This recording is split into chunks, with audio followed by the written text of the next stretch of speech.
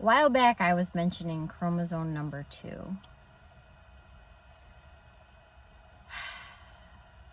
How to start? Okay. How do you start telling someone that their entire life experience has not been what they thought? And it's been a lie, right? You think of the movie The Matrix, okay? Put yourself on that level if you've seen The Matrix. And if you're on my page, you probably know where I'm going with this. All right. So chromosome number 2 is an amalgamation of 2 ancestral chromosomes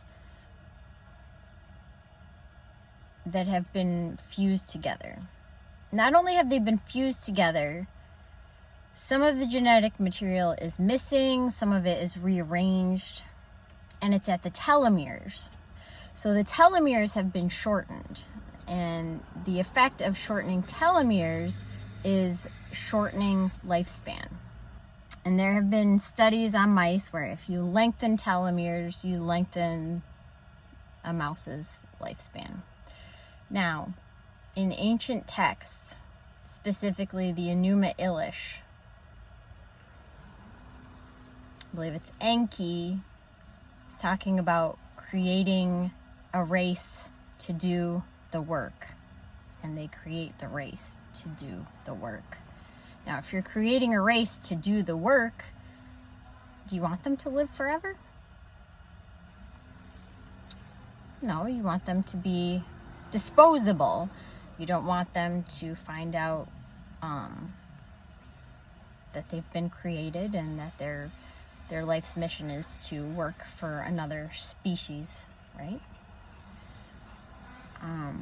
In ancient texts, such as the Enuma Elish, which is an ancient Sumerian tablet that's been, a series of tablets that's been decoded, it's been translated. People were living for thousands of years, and that can be verified through the King's List. Kings were ruling for thousands of years. Okay. Now, if the appearance of chromosome number 2 were a natural mutation, you'd be able to see the progression.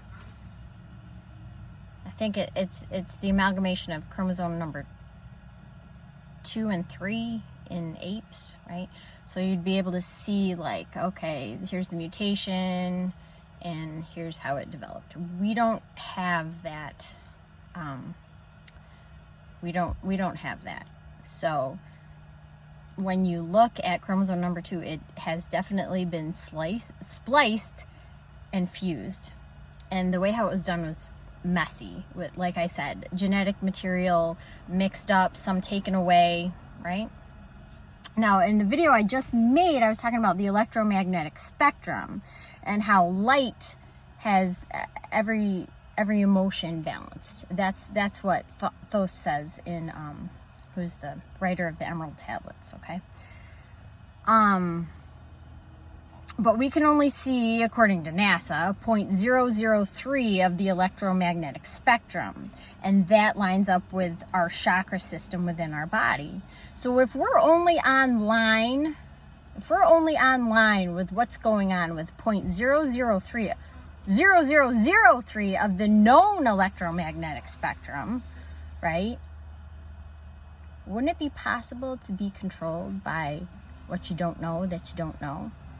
Like, yeah, we know the rest of the electromagnetic spectrum, but who's to say that's all? And we can only operate on a very minute level of that, right? So let's extrapolate this to what you see going on around you now. Do you think the agenda is your own? Do you feel like you are valued in this society, or do you feel like you are disposable?